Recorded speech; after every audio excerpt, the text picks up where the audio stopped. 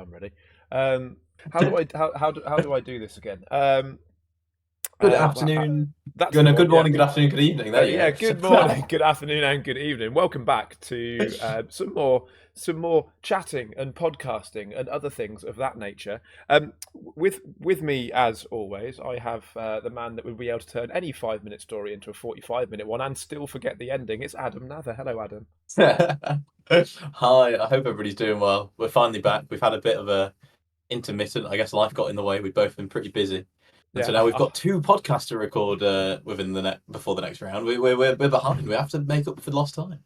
Yeah, that we a hiatus. Yeah, the recording of the podcast isn't the problem. It's me then finding the time to edit it, which is then the Oh bit yeah, of which is the also probably an issue. and having to listen to our incessant waffle, which is complete random and nonsense for an extended period of time. Yeah, you guys get to hear the edited down version. Imagine hearing the unedited version. Yeah, it's nice. It's nice talking to a virtual you again. It feels like right back at you. yeah, it feels like it's been far too long. But lots of things to talk about. We'll try to spend as little time whining about why our current racing has been unfair. Although, actually, to be fair, my recent racing's been all right. I managed to drop my rather horrible mid-season form and find some element. He's given of it to goodness. me, ladies and gents. He's decided to hand it over. He's played past the parcel, Yeah, and he's handed it right over to me. yeah, but that has worked out quite nicely, I have to say. But yeah, I felt bad that you weren't experiencing the anguish that Mid-season was. sub. Yeah, but there you go. But yeah, should we do a quick roundup of what happened, what's happening going into the final round of the year? Heavyweights. So, Anwar was absent from the last round because he was off winning Tillotson World Championships. So, Congrats to him. Yeah, indeed. It looked like good fun as well. Looked like a good event. It did. I don't know if you saw the commentary of him over the line. I have to say, whoever was commentating that, it was very, very impressive. They gave him all the praise, which deservedly so after winning that. It was, sure. yeah. So Joe is currently still leading, and he's doing so by 19 points from drop scores, not from total scores. Anwar is currently in second on 1,300. Kurt a bit behind. 1273. I don't think that's close enough, is it, for Kurt to potentially be with a shout? So I think it's between Anwar and Joe, and Anwar essentially has to win out Buckmore, doesn't he? And Joe has to have a bit of a stinker for a 19-point gap to disappear. Not impossible, but yeah, possibly on the more unlikely end. But I'm not about to say it's not going to happen, because then all hell will break loose and I'll be blamed. Alex is sitting reasonably comfortably in fourth at the moment. I'm 16 points behind. And then there's a drop down. So I'm on 12.14. Miguel's on 11.92. So I think as long as I behave myself, hopefully that will keep me in fifth. You're 11.73. So what's that? 19 points behind Miguel. Yeah, not been good recently for me. Want to know an interesting fact? What's the interesting fact? Prior to the last round, so after Clay Pigeon, there was a 1 point gap between us. Between me and you? And then Shennington happened. Yeah, I was ahead by 1 point. I was ahead by 1 point going into the last round. That's how bad the last round went for me. Oh, wow. Wow. Yeah. What? So you went from being 1 point ahead to being, where are you? 11.73, 27.37, to being 41 points behind.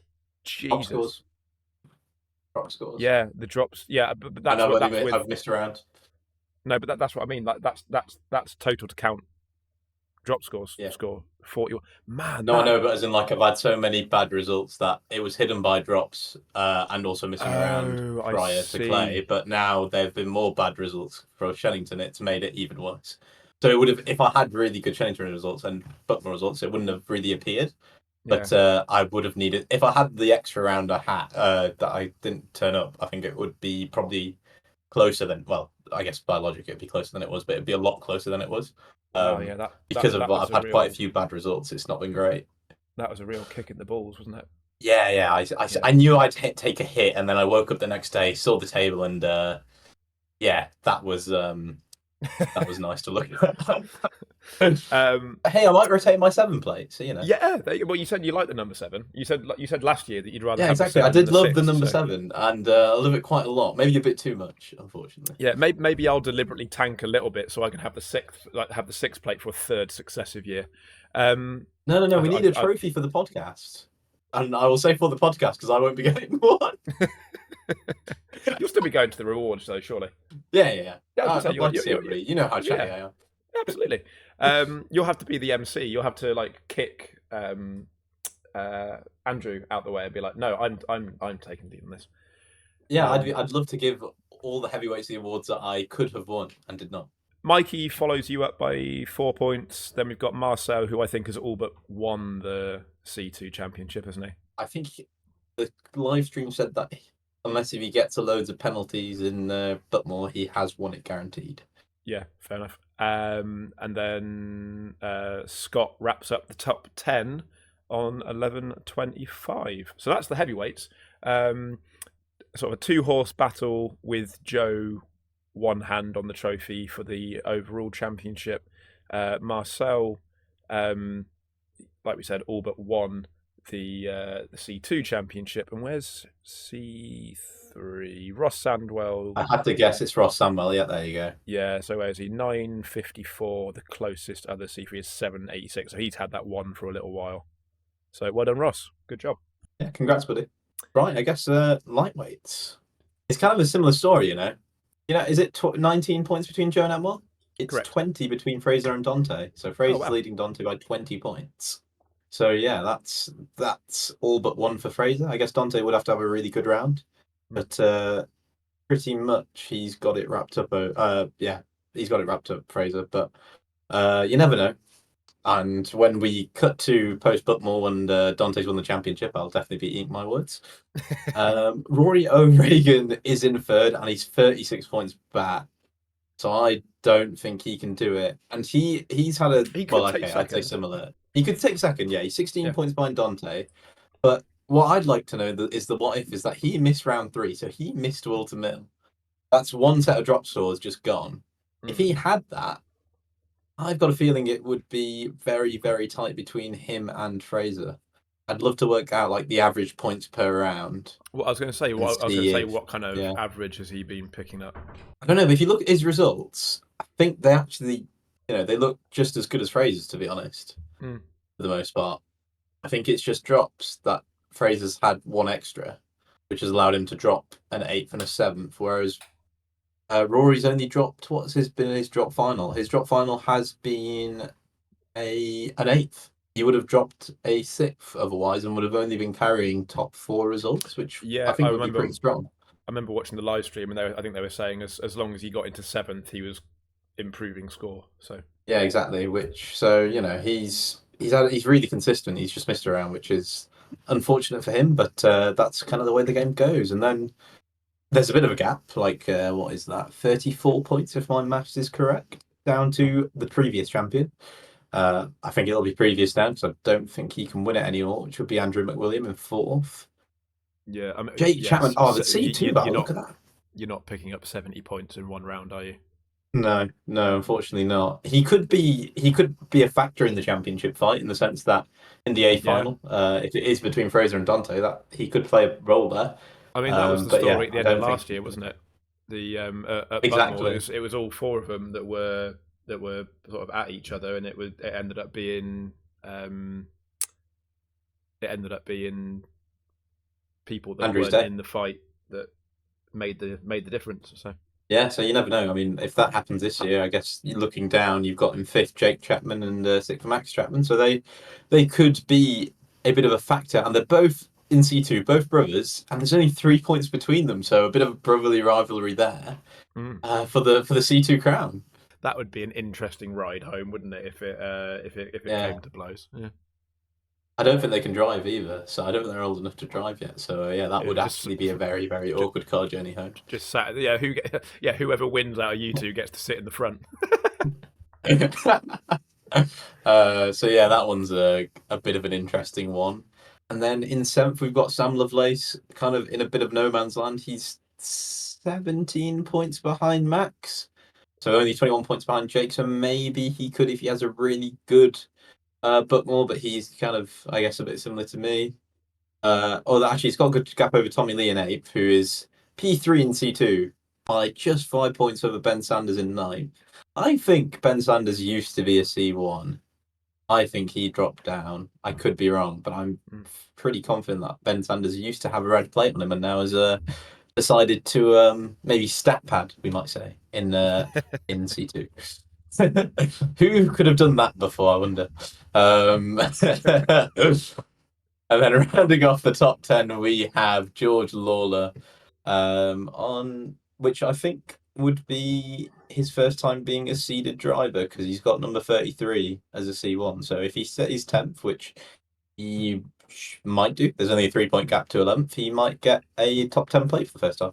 So didn't George get a cheeky win early in the year as well? Yes, he did. I think he won Rye House. I'm looking at 150 points on round 5. So yeah, he won Rye House, which is kind of crazy. You know what's crazy is the round before he finished 23rd in the A final. So it just shows how your luck can change round to round. Yeah, quite. Well, as you say, you are living proof as well. Yeah, I might be the most yo-yo driver in the C1s and heavyweights, in all honesty. I think that might be an accurate statement, unfortunately. It's not a good moniker to have, but it might be mine. No, yeah, quite. So I mean, yeah, let's do a quick, just sort of general rundown. As I say, like our fortunes have very much changed. I went from having sort of not particularly great mid-season form to having sort of podium at Bayford, a really good run at Clay, which was a sort of a good sort of nice fight back out of some not particularly heats, finishing 6th there, and then another podium second at Shellington. So that's kind of like really turned mine around. Whereas like you've had, let's say, like the kind of like the opposite of that. Yeah, heats have really screwed me over a bit. At Clay, I got absolutely wiped out in the second heat and ended up in the Barrier at the chicane. So finished almost last in the heat, which kind of compromised me for the A final. But we had a great battle in that A final. I don't know if you remember, but we had an absolute I've been editing the video. Half of it. That's the current one that I'm editing many months after it actually happened. But yeah, I was watching it back and it was good fun. I also remember, and this is something I wanted to bring up. I also remember a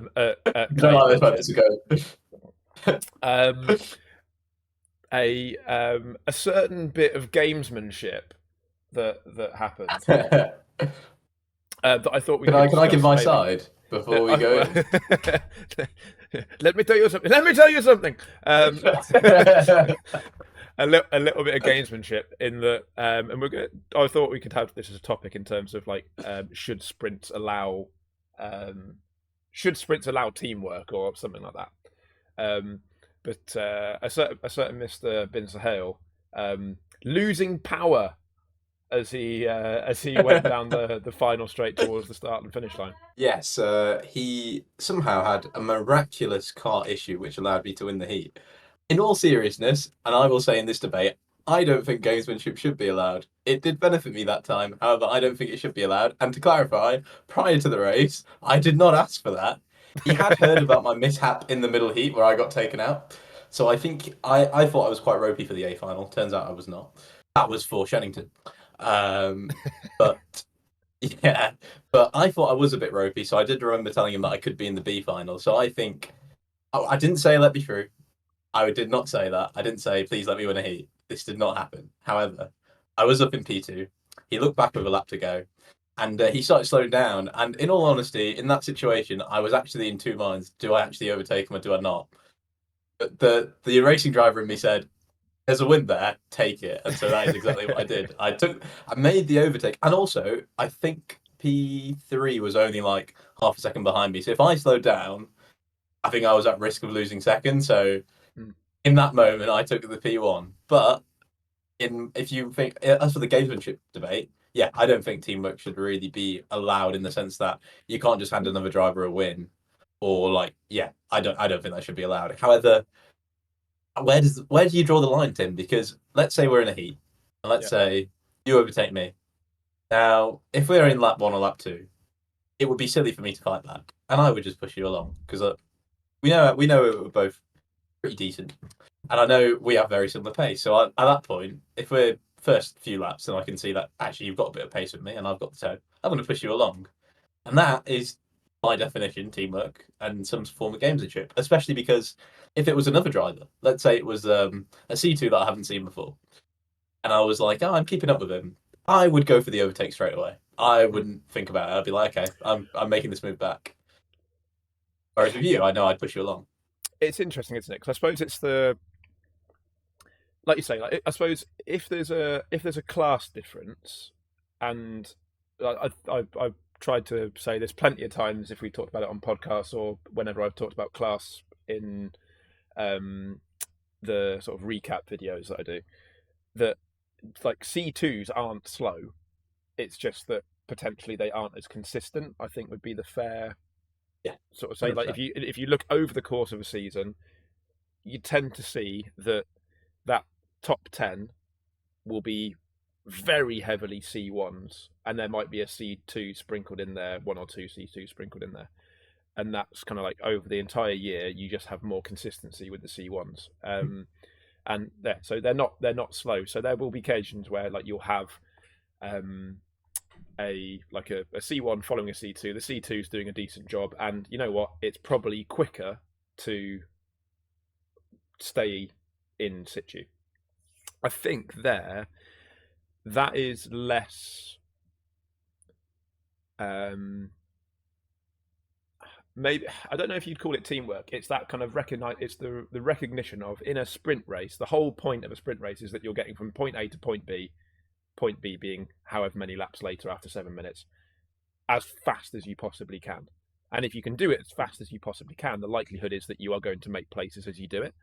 So pushing somebody along, if that's the fastest thing to do, then yeah, okay, you are working together, but the aim is for still you to finish as fast as you possibly can. So using you and me, it would be probably more likely that if you and I found ourselves head to tail, that we would be willing to push each other along, because we know that unless one of us had an absolute dog, that is the quickest way for us to get round the circuit over a course of 7 minutes.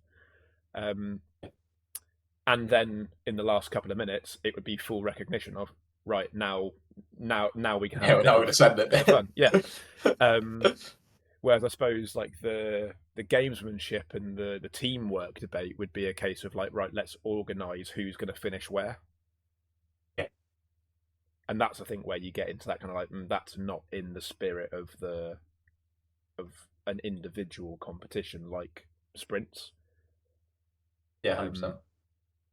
Yeah, I suppose you can look at it like Formula One, can't you? In terms of if you've got like a situation where one driver has had a come in together, they've had to change a front wing, they've had a slow pit stop, they're not in the race anymore. Realistically, for them, the race has become a bit of a test session. Then, yeah, as long as they're getting data for the team, like it doesn't really matter where they finish. And it might be the case that, of course, when they see 3 blue flags, they will get out of the way, but they might be more willing to allow their teammate who is coming around to get past slightly easier. But yeah, I just think that if it's in sprints, working together over the course of the race is fine if you know that's the fastest way to get round. Yeah. So long as you then don't just go, well, I'm going to make sure you finish in front of me. It's the whole, no, we both want to try and finish in front of each other at that point, I think. Yeah, I agree. I don't think Clay was the first incident of that happening, although again, I'd say mine was not planned. But I don't think that's the first time it's happened in sprints, and it has been something that's always been murmured about over the past few years, I think. Especially after 2021, where there was a very controversial A final at Buckmore in the last round, which happened. And since then, it's been a bit of a conversation, and you could even say even last year's A final for the lightweights also had kind of the same controversy of it seems to be a bit of a team race rather than a individual sprint last gasp battle. So yeah, I think it's something that will continue to be talked about, and at some point we might see legislation on it, which To be honest, I'd welcome. I agree with you. Sprints should be an individual race. F1's an interesting one because I don't know how much you keep up with it, but that's been a bit of an ongoing topic because of papaya rules with McLaren, Lando Norris and Oscar Piastri. Yeah, it's got to be fair. It's got Yeah, it's got to be fair. If you have a slow pit stop, sorry, mate, yeah, you've got to let him pass. Yeah. Clearly, slow pit stops aren't a part of racing. It's not like it's a team sport with the pits crew. I cannot understand that. If you haven't guessed my sarcastic tone, I think papaya rules has gone way too far, and I'm not a big fan. I thought Singapore was interesting in the whole kind of like. Oh yeah, it's like you I think you can quite clearly see that, like, Lando had done the right thing. There was a gap, and he put his car in the gap. Yeah. He's been caught out a little bit because Max has checked up, so he's gone right. I've got to try and avoid you.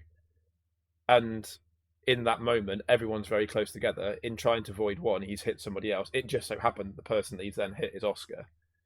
And the whole like, oh, that wasn't very teamly. It's like, you'd have done the exact same thing. My only caveat with that is I think Oscar has been let's say the driver who has been giving a lot more than has been taking in that papaya rules relationship. So like Monza, like I said, he had the slow pit stop. I know Norris had a slow pit stop. I think was it Monza? I'm going to say it was Monza, and Oscar was told to let him back through. Which, no, in my opinion, that's absolute codswallop. Like anybody can have a bad pit stop. I think Oscar had a bad pit stop at Singapore. You don't then swap the positions. Yeah, I think that was a really stupid situation of their own making. I think, wasn't it? Because I think if you looked at the actual course of the race over the whole thing, Lando was faster. Like he was faster over the course of that race, and then they basically said, "Oh, is it okay if we pit Oscar first?" To which, if I was Oscar to Lando, I'd be like, "No." Like, yeah, 100%. I'm the lead driver. The whole concept of that is that I get preference. So if you're asking me, no. Like, yeah, 100%. But he then said, "Oh yeah, go on then." And then afterwards, he then gets a slow pit stop. It's like, well, why are you asking the driver? Like, you as a team, you either say we are boxing Oscar first because we need to cover off. You don't put it to the driver to be like, "Oh, do you want to?" Because then either way, it makes him look like a bit of a knob, doesn't it? Because he either says no, and everyone's like, "Oh, well, he should have let him." It's like, well, no, he didn't. He shouldn't have to at all. Like, it's why would you ask? Or they say we're doing it first, and then it gets a slow pit stop. And it's like, oh, well, you've just screwed him over. So like, you should have been more assertive and be like, "No, I'm the lead driver. I'm going first. You should have done this." So he was damned if he did, damned if he didn't. I think, but. I agree, and it's all McLaren's team's own doing, but it has. I feel sympathy for both drivers. Like definitely Oscar. I think Oscar again has been, when it's come to papaya rules. I think for the majority of the season, it's fallen on him to give up something. If you look at it, if you were point scoring, which again you shouldn't really do, but also it's not Norris's fault. He's not asking for it. It's the team who are now meddling. Let the race be a race. Understand if it's for strategy purposes, that's fine. But when it's just you two alone, or it's just your two drivers running 1 and 2, let them race. Just don't get involved. If they're hitting each other off the circuit constantly, then yeah, okay, step in. That's not what's happening. In fact, I think they've actually been pretty respectful when racing each other. The Singapore incident was clearly a racing incident. It's not. It's first lap as well. They've been pretty respectful.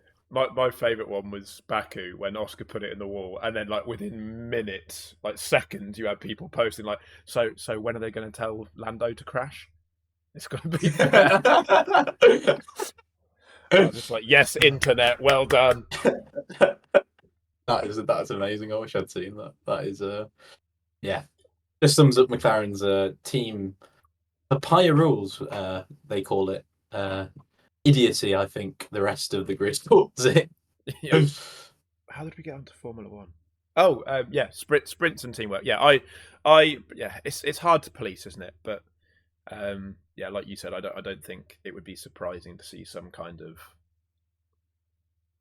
written discouragement of such practices. Because yeah, it's like you were saying, like with the Chapmans in lightweights being a couple of points away from each other. Let's say, for example, there was a bit more of a gap, and it's the whole kind of like, oh, okay, well, I'm just going to hold everybody up so my brother can do whatever. It's like, well, not everybody has a brother or like a best mate that they're like racing with that can sort of step in and be a rear gunner. So like in that kind of thing, I think in if you were doing a team competition where, and this would be an interesting concept where rather than doing like, well, you had like the enduro, didn't you? Obviously, team where it's only one car. It would be an interesting concept to do like a team event where there were two drivers on track at the same time and you kind of combined score. That would be really interesting, actually. I'd like to see that. Yeah, so it was a team competition, but you took a score from both carts. So you could have someone like win, but if your buddy in the second cart was constantly hitting people off and got excluded, then you've got a 0 and the points were a win. So if you got then people that finished 5th and 10th, well, they'd beat you probably. So that's a really good idea. John, I want payment when you use it. But yeah, in that one, then yeah, crack on. To like do your teamwork to your heart's content, because then that's a two-way thing. Everyone has a teammate on as a rear gunner. As a rear gunner, if they so need it to be. But how do you think we'd fare if that was us? If we were in a championship like that and we were a team, how do you think that's going to go down? Are you asking how well I'd fare as a rear gunner? Is what you're saying? What? No. Well, you're ahead of me in the championship, so by championship standings, I'm the rear gunner.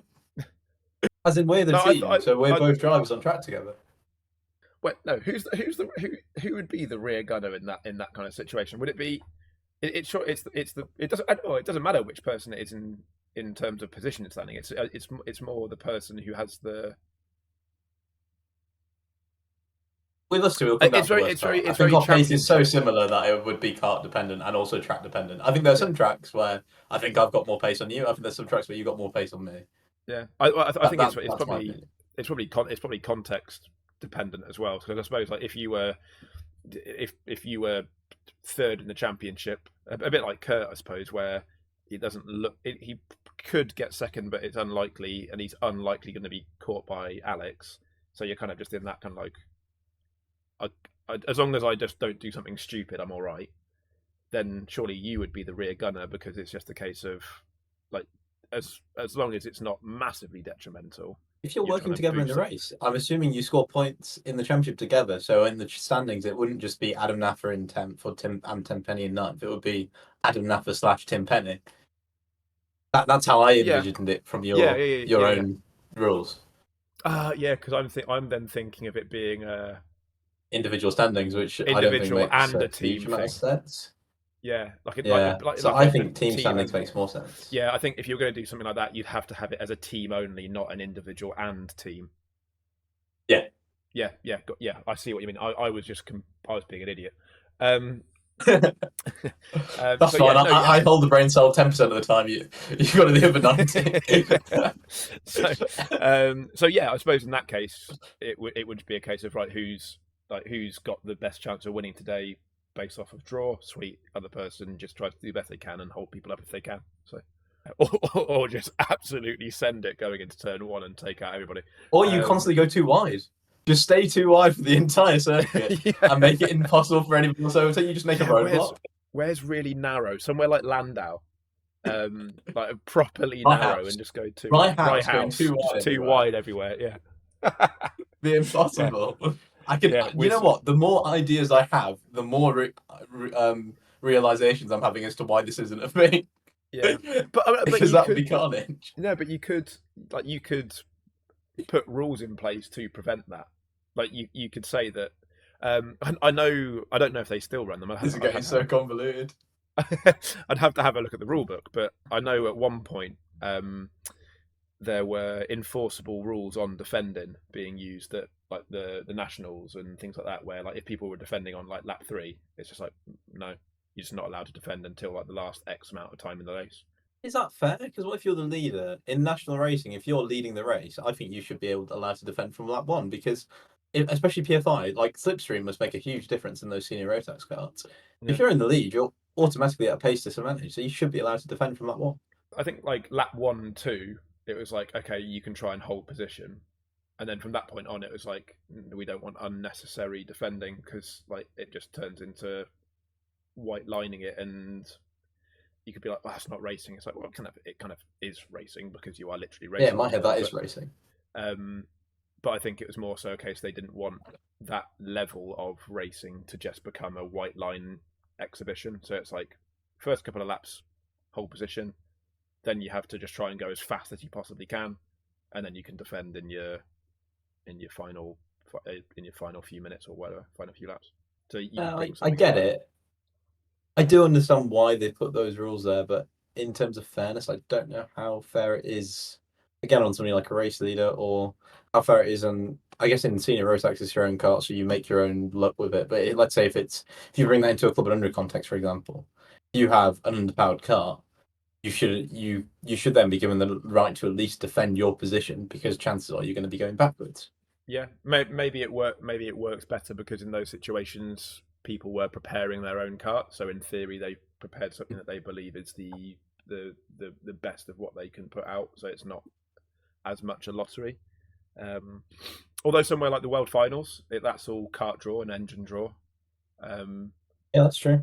So yeah, it always tends to be like a manufacturer like Sodi, which you don't really ever see in this country as a owner driver car. It's very much more of like a rental market. To be fair, actually, there's a lot of chassis that you see at Worlds and stuff that are used by a lot of people that you don't see in England.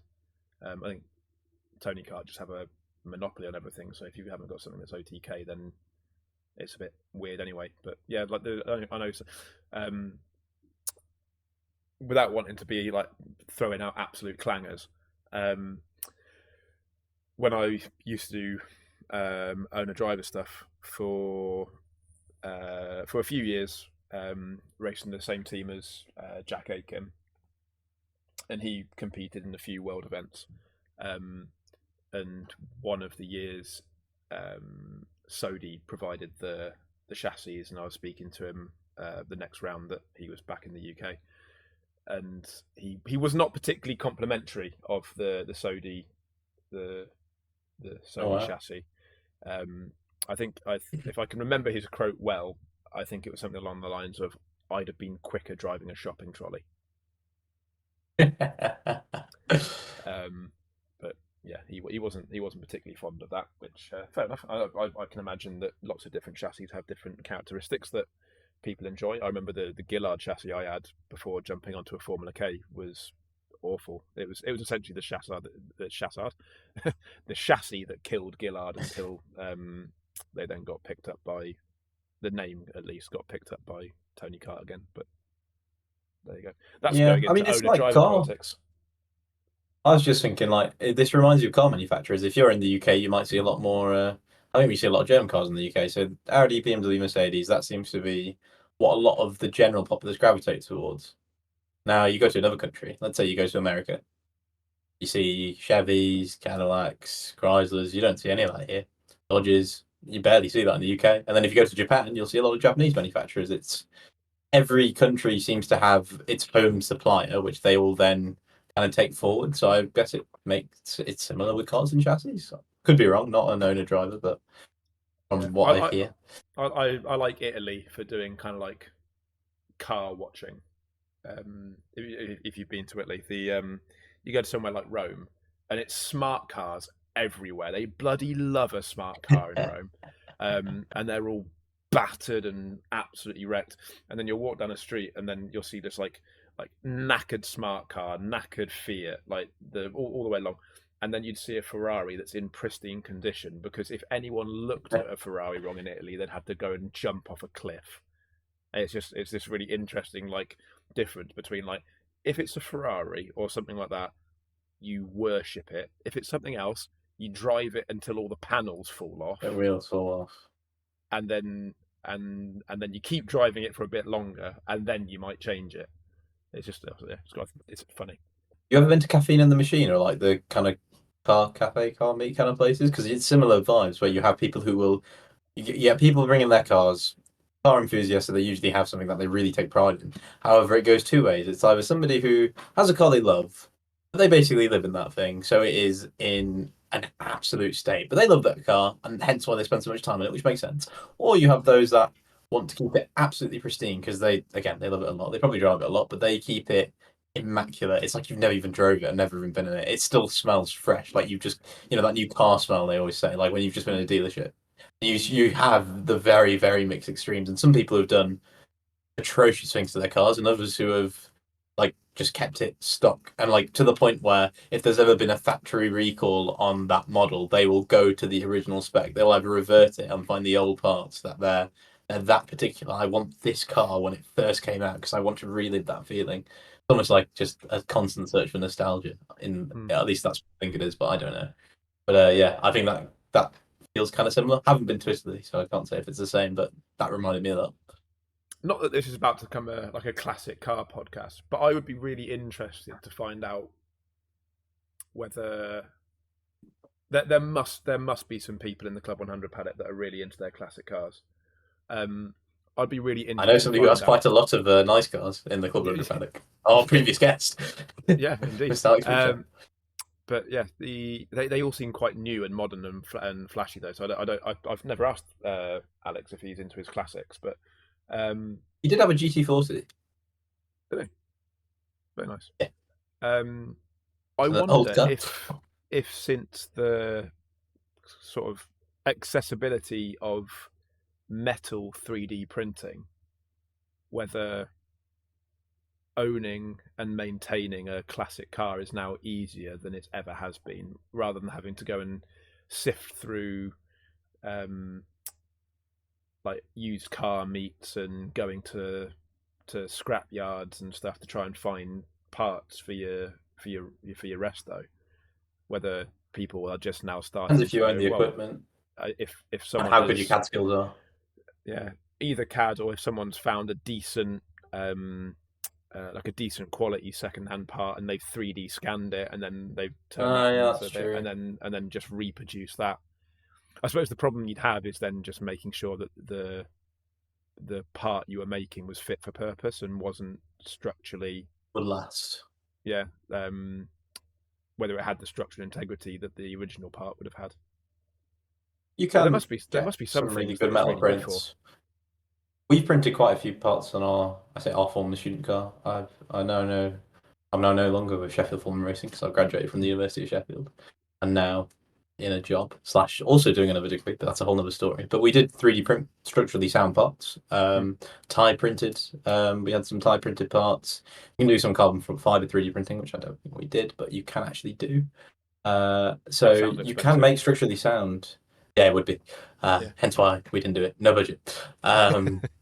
But you can definitely print structurally sound parts if you know what you're doing. I think part of the other issue would be you could 3D scan it if you've got 3D scanner. But sometimes that's not the most, doesn't have the best tolerances. And two, if you're looking for really old part drawings, I mean, you could measure one out yourself, but then you'd have the old part that you want. So maybe that becomes a bit redundant. But yeah, finding old manufacturer part drawings for cars would be a bit of a nightmare because I imagine they were just drawn on a fag packet if you go far enough.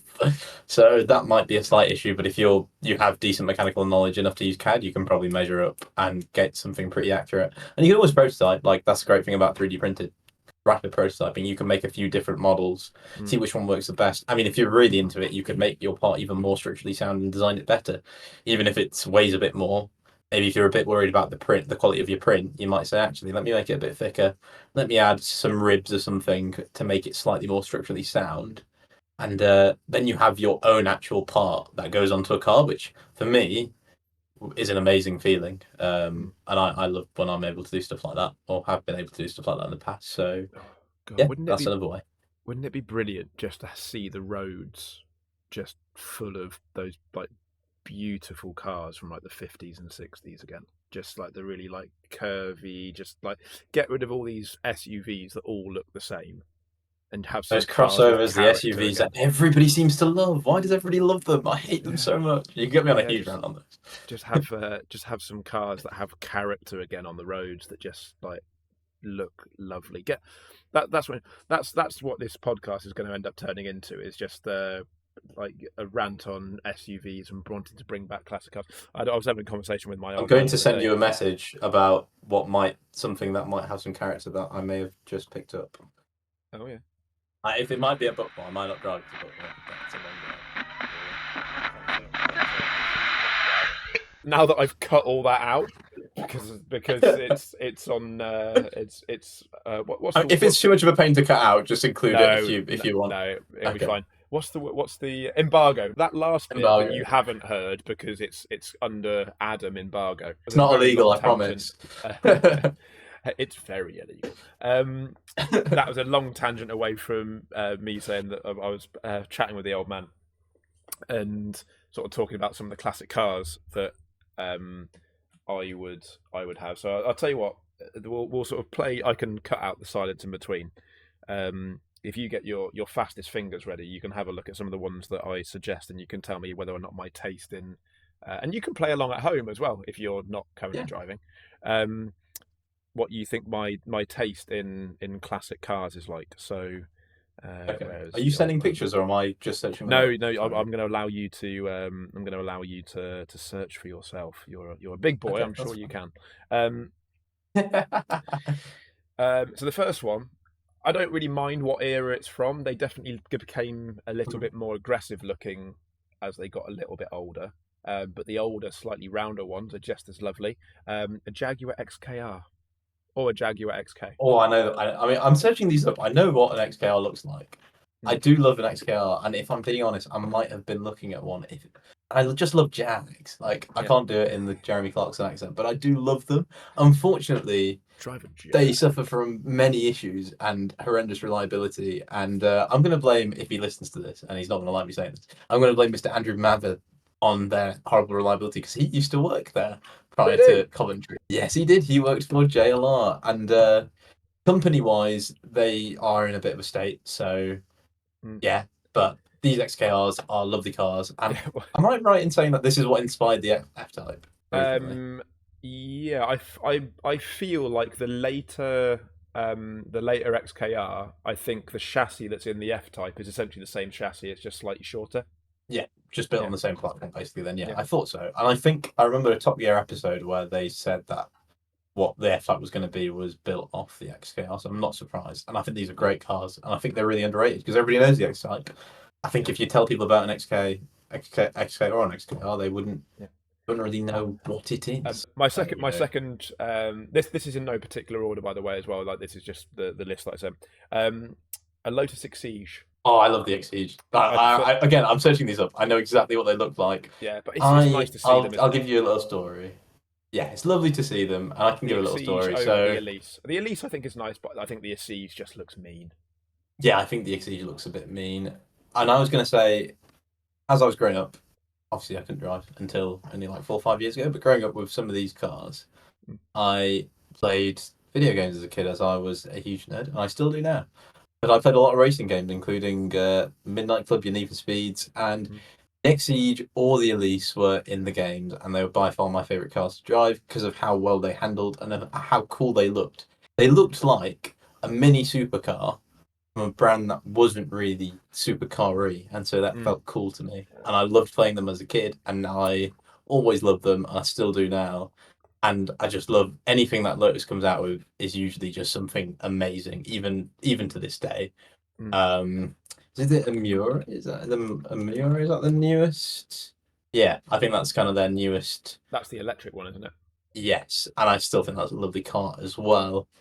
I think Lotus is a great car manufacturer. I think they got bought out, did they? Actually, they're like a year by ago. A Chinese company. Probably isn't the best sign for them because they used to be very much like a small car manufacturer. Like, a lot of their Lotuses had spares from all over the shop and were kind of almost like in your head, like hand built and sewn together, producing some amazing cars. Not the best reliability, but just amazing cars. And the Exige is just one that looks amazing. You just look at that and it looks like a Hot Wheels toy.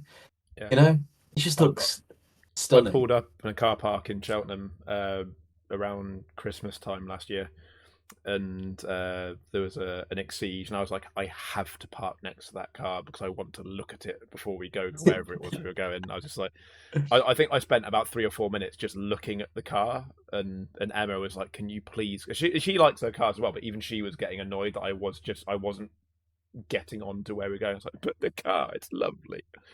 Um, so yeah, Lotus Exige, Jag XKR, a Porsche 911 Turbo from 91, 92 kind of time.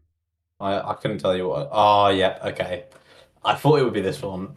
Have you seen the RWB upgrade, or I guess version of it? RWB. And again, this is something again growing up in video game territory. RWB is a brand that do body kits, and they did one for Yep. Need for Speed on this particular 911. Yeah, But I'm they all about also, that. well, it's based off one in real life, but I think the RWB kit on this looks really good. Yeah, I'm But all yeah, about that. also a It, stunning car. essentially, it's the Porsche before they started integrating the headlights a bit more into the bonnet. When the Yeah, headlights and are I prefer this look. yeah, they look Genuinely, I prefer this. it's the nice midpoint between being like a pop-up headlight and being an integrated headlight. They stick out enough to be like, oh wow, that's cool, but they don't have the slight drawbacks of the pop-up where if they stopped working you couldn't see. Um, Yeah, yeah. So yeah, I that's number three. yeah, go on, sorry. Number I was four. just going to say one more about these cars. Hang on. I think I prefer these to the new current 911s. Like Oh, genuinely, if you could choose a between one. million times over.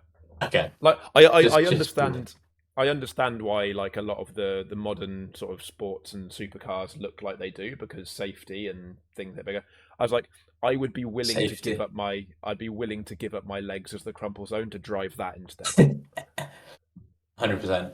Yeah, Something like that, much better than your futuristic Cybertrucks or whatever. yeah. They And want the cars of the future want to look like. I actually said this. It's funny you say that because I said this was the one of the very next messages that I said. Um, I think a lot of sports cars now look heavy, but the Lotus and the 90s Porsches have the benefit of being small, even if that does mean the crumple zones include your legs as a key component. I saw a new 911 the other day. First off, the side profile looked no different to the current Audi A5 or whatever it is. It was longer than the 86 and had nothing about it that made me think it would be a classic car in 30 years. Literally, cars now have lost their soul. They just, a lot of them look like the exact same thing. And you know, Audi's such a good example of that. You know, your A4s, A5s, good cars. I'm not going to say they're not nice cars because they do exactly what you need to well, and they are quick and they ride well, whatever.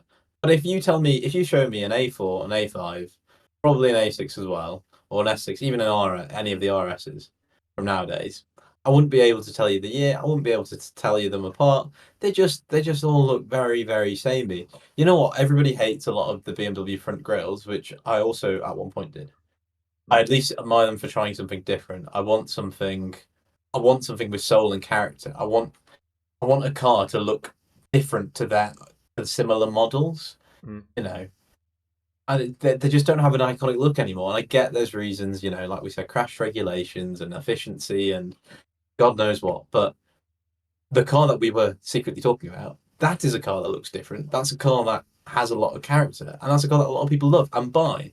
The edition that I may have purchased that sold out in 90 minutes in the UK. Mm. I know they only made like 900. Sold out in 90 minutes, and all the other ones of that type have also sold out very quickly, and some actually went up in value. Shows that people want them. So if you make a car with soul and character and is fun to drive, people will buy them and people will want them. So car manufacturers, please step up your game. Mm. You know, Uh, make cars again. Sorry. Make cars great again. Uh, bit of a different vibe. The next one, but this is one of my all-time favorite cars. If I had I mean, they go for anywhere between kind of like 100 and 300,000 pounds. If I had the money Okay. to get a Mercedes SL W113 Pagoda, Oh, it's these. You know what? I saw talked about caffeine and the machine. There was one of these in a glass box just when I went last time. This is the They kind of are car stunning. that you are legally required to drive slowly because Yeah, they just, everybody will be looking at you. oh my god, they are. It is It'll just steal every glance. beautiful. Like, and it's the sort of thing where you go like, you don't instantly think, oh, Mercedes, beautiful car. This was in the time period of Mercedes just absolutely kicking the crud out of people for making beautiful cars. Like Yeah, of this 100%. type. It's just, oh my god. Yeah, this would be, if I could have one from this list, it would be that. No, 100%. Um, I can agree with that. That's stunning. Number five, and then I have two bonuses afterwards, which were like afterthoughts for two different reasons. My fifth of like my kind of like five car garage of cars that I haven't driven, um, would be the Renault Clio V6 Sport, Oh yeah, those are nice. which is the Renault Clio. If for those of you that don't know, I'll put a picture up, but the picture doesn't tell you the whole story. This is the Renault Clio where Renault went, you know what? Let's make it two-seater and put a V6 engine in the back. So they Yeah, made a Renault Clio, a V6 engined mid-engined car, and it was amazing. the dual exhaust at the back, the little the vents on the side. It just looks so cool for a Renault. It's like this is Renault going racing. This is what Renault should be. This is stunning. And is it the newer kind of one? Is it the McGann Trophy R? I always loved the Meganes that had the really big asses, like the proper old Meganes with just like Yeah, I know which one you mean. the Jeremy Clarkson, like I am angry because I am French and I have a big bottom. It's like, yeah, just perfect. When it still had that kind of Yeah, like even weird like cutout at the back, like yeah, completely with you. But even like the newer, like the McGann RSs, that's why they've got like a 300 horsepower version. Those, I'm glad they still exist. They're nice cars. Nothing compared to these. These were just these. Yeah, these were absolutely stunning. Again, some racing games as a kid had the V6 Sport, and I remember just looking at them and falling in love and thinking, "Wow, I never thought I'd feel that way about a Renault." And they really knocked it out of the park with stuff like this. but yeah, that's my like five car list. And then I was looking at this when I was sending it to the old man, and I was like, I kind of, they're all cars that would be wonderful, but you couldn't really use them on a daily basis comfortably. So I was like, okay, I'm gonna add two bonus cars, one of which could be a comfortable car, one is maybe a bit more of a supercar because the rest of these are sports cars. Yeah. Although the Mercedes and the Mercedes and the Jag are a bit more of kind of like cruisers slash Grand Tourers.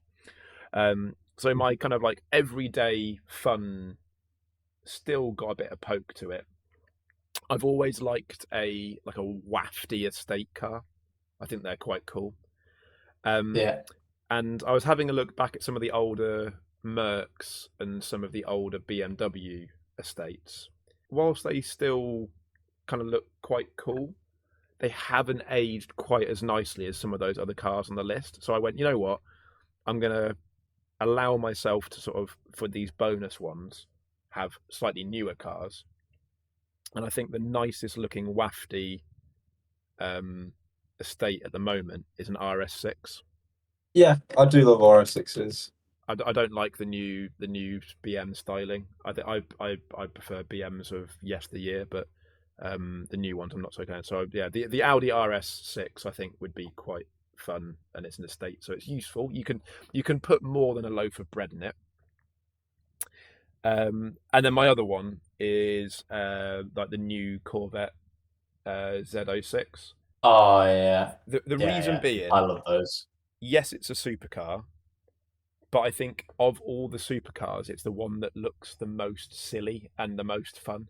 Yeah, I completely agree. I think they look absolutely awesome, and they just look so aggressive. I really, really like the look of these. And I know a lot of people don't like the look of these, but I think they just look, again, maybe it's because I grew up with video games. So like that in my head, like the racing games, stuff like this just looks really cool. And I grew up with really riced out cars in JDM land. But something like this, I think they just look awesome. And you can throw a body kit, you can throw I think that's why one of the editions does have quite a nice spoiler on the back. And they just look great in my opinion. And with the RS6, I just was going to say it's very Australian of you to go for an estate car. I think any time you speak to any Aussie car lovers, estates are like gospel. They are exactly the type of cars to go for. And for what we do, with the whole karting business, and the one thing my new car is not the best with, having all the space in the world for the various karting equipment that we need. You say that, if you put the seats down, the amount you can fit in the back is phenomenal. It's enough. It's exactly enough for what I need. So it Not works. height. It does work. Height, not great, but depth. Very good. Yeah. Can't wait to have a third passenger in that car as well. Right. So you say that, right? So back before I started, in between my owner-driver racing and my restarting Club 100, I played American football for Bristol. Oh wow, okay.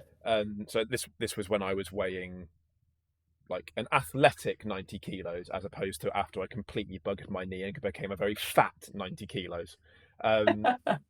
He's being very, very harsh on himself, viewers. Oh no, I've dropped a bit of weight now. Like after I completely buggered my knee, I became a fat bastard. But the yeah, at this point I was in very good shape, and I was able to take, for anyone that knows anything about American football, you can get an idea of how big the people were that I was taking along to and from Bristol every week, twice. But I'd be driving. I'd have one of my buddies who was a linebacker, so big dude, in the passenger seat. And then for some reason, I don't know why they decided to go this way round, but I'd have an offensive lineman in the back seat of my car that I'm not allowed to tell you what it is. But for anyone that has an idea of like what a 2-seater car masquerading as a 4-seater car is like, getting someone who weighs the best part, I think he was probably about 120 kilos maybe at the time, in the back seat of one of these, was quite a feat, and it handled it quite well. It's like 8% of the car's weight. Plus all of a our new kit form of traction control. Yeah, plus all the American football kit for 3 people in the boot. Oh wow! So that's there you go. Crazy, actually. Yeah, you need to try harder. But yeah, there you go. That's my classic car / not so classic car list of things I would like to drive, if I had the ability to. But it all pales in comparison to my very first 1-litre Corsa, because that was possibly the most fun I've ever had driving a car. Everybody says this about their first car. Everybody's first car, at least back in the early 2000s / 90s or before then. Everybody says their first car was the most fun. Whereas nowadays, it's not the case again, because I think cars are just a bit more boring now, and you could like cars like that. You could actually roll. And I'm not saying rolling a car is necessarily a good thing, but I can. But you know what? Because there's a possibility of doing that.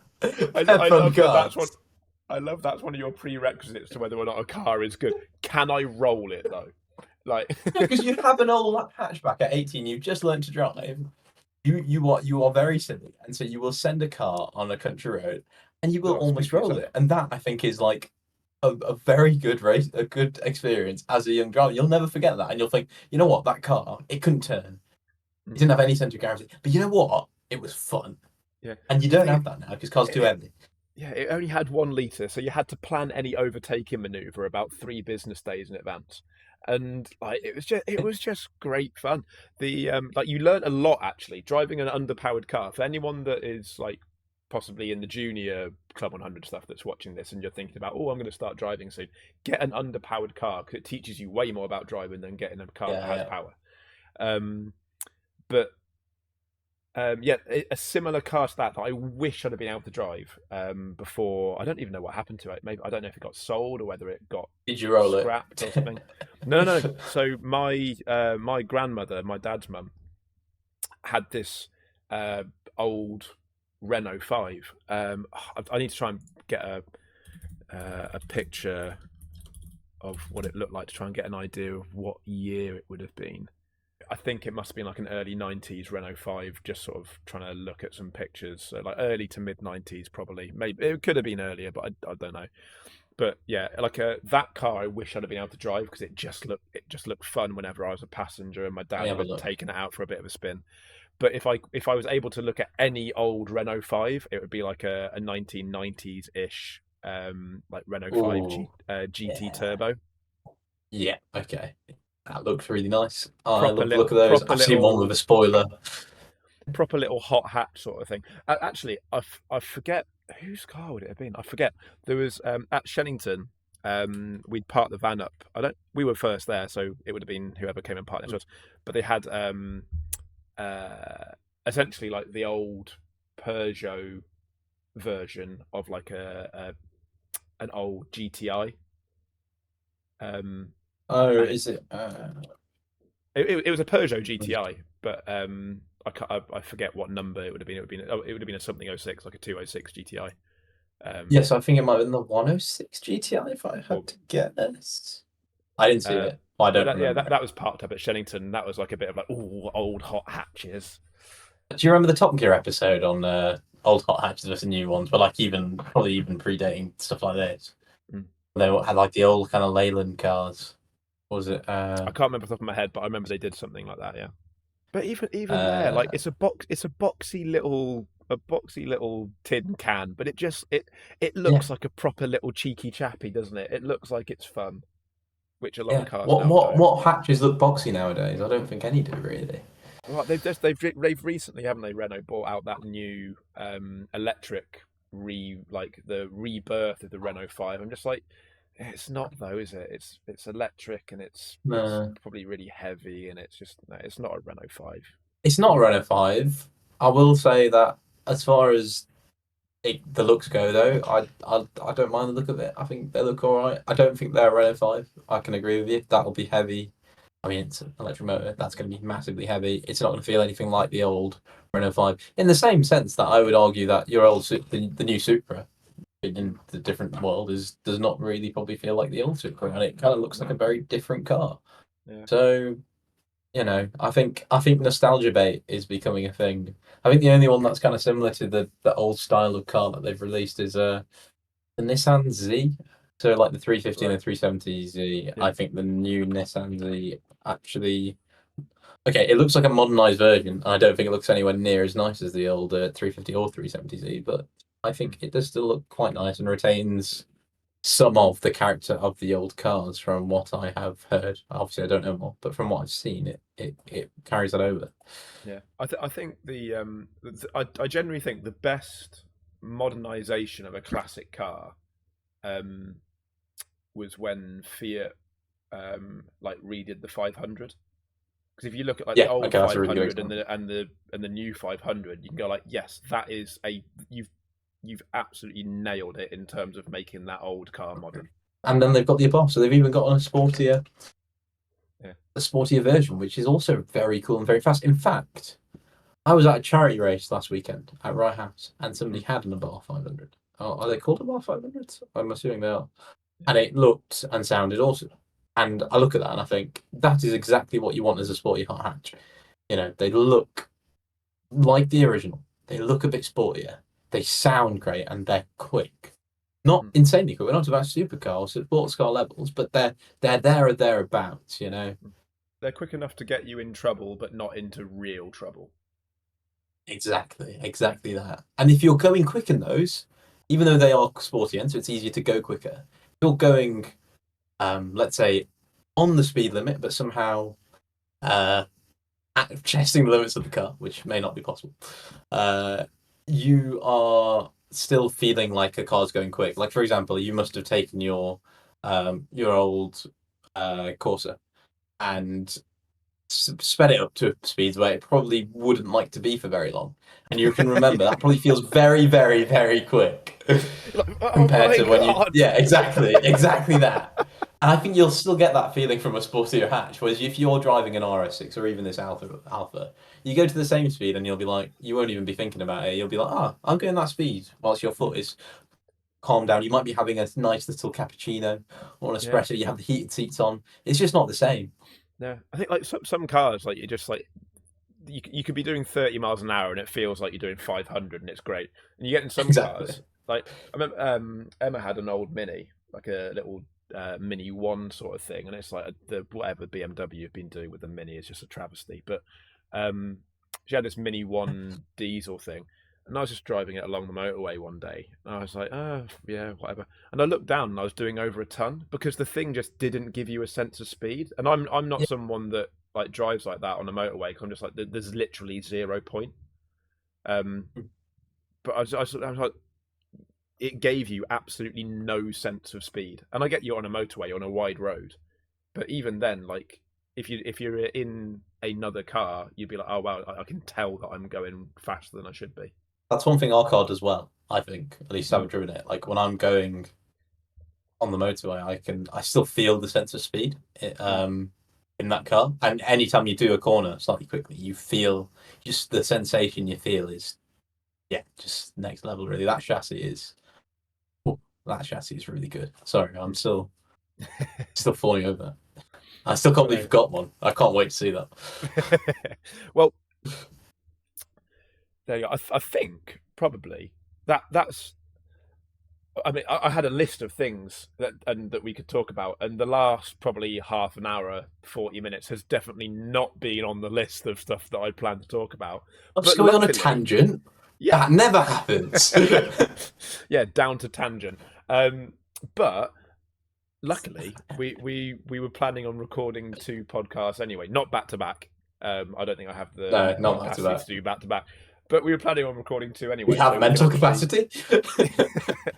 We can get back to regular. There's my example of not being able to talk at the moment. Regular scheduled programming in the next podcast, where we can actually talk about the Rotax Racing Club Grand Finals and all that jazz, and various other. Yeah, things. Belgium is calling, I hear. Yes, good chocolate. So, and until next time, thank you very much for watching. I hope you enjoyed, or listening, or doing whatever it is that allows you to take in this content through your ear holes and your eye windows. And we'd very much appreciate it if you liked and commented and did other things that give some kind of engagement. Not because we're trying to break a YouTube algorithm or anything, but it's just nice to talk to people. So talk with us, please. So yeah, hope you enjoyed. You couldn't have said that more creepily. I like it was in a horror film. But yeah, we'll chat to you next time. Say bye, Adam. Buy some fun cars, people. If there's anything you've learned from today, buy a fun car. Fun cars only.